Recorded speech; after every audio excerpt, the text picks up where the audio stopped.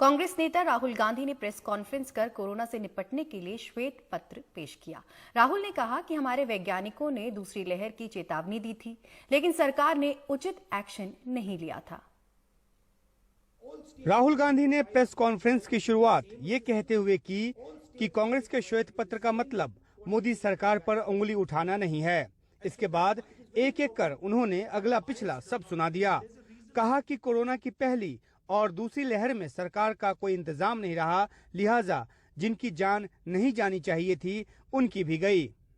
पूरा देश जानता है कि थर्ड वेव आने जा रही है। It is pretty clear that the management of the first wave and the management of the second wave was disastrous. Rahul Gandhi ने श्वेत पत्र में 4 सूत्री सलाह दी है। कोरोना से लड़ने में हुई गलतियों की पड़ताल के लिए एक कमीशन बनाया जाए। तीसरी वेव के लिए ऑक्सीजन और दवा समेत स्वास्थ्य तैयारियों को पुख्ता किया जाए। गरीब लोगों और छोटे व मझोले व्यापारियों जिनकी कमर टूट गई है को आर्थिक सहायता दिया जाए और जिनके परिवार में कोरोना से मौत हुई है उनके लिए कोविड कंपनसेशन फंड बनाया जाए। The center is making 4 lakh crore from taxes on diesel and petrol. It is taking money out of the pockets of people who have lost family members. So I don't understand why the government can't put some money back into their pocket. Rahul Gandhi PM Modi पर भी जमकर बरसे। कहा कि जब दूसरे web की तैयारी करनी थी तो वे चुनावों में व्यस्त थे। तो जो नीडलेस डेथ्स हुई हैं, प्राइम मिनिस्टर के आंसू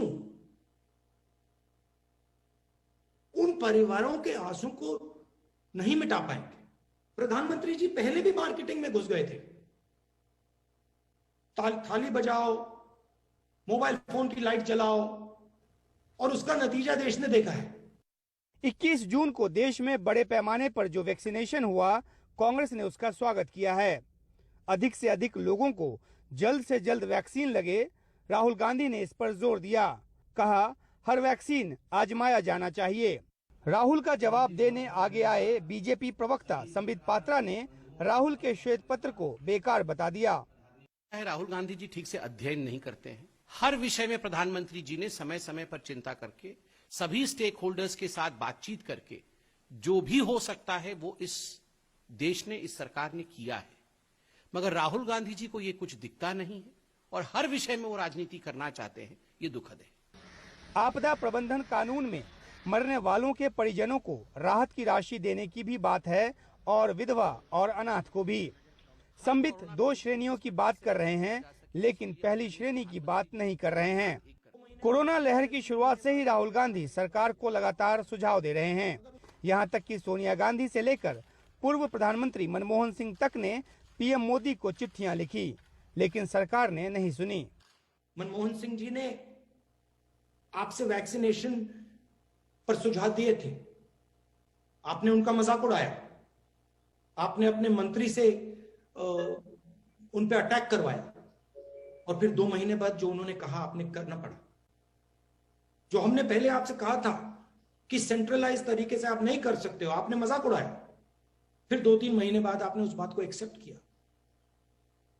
तो ओपन माइंडेड तरीके से यह काम करना है, क्लोज माइंडेड तरीके से काम नहीं करना है। और जो गलतियां हुई हैं उनको एक्सेप्ट करना है, करना पड़ेगा, क्योंकि उनको एक्सेप्ट करने के बाद ही हम सही रास्ते पे चल सकेंगे। विपक्ष के नेता के तौर पर राहुल साफ कर चुके हैं कि वे सलाह देते रहेंगे, सरकार माने न माने। लेकिन दूसरी लहर में भी अपनी कामयाबी का पताका फहराने में जुट गई सरकार को लगता नहीं कि इससे कोई फर्क पड़ने वाला। नई दिल्ली में अखिलेश शर्मा के साथ उमा शंकर सिंह, एनडीटीवी इंडिया।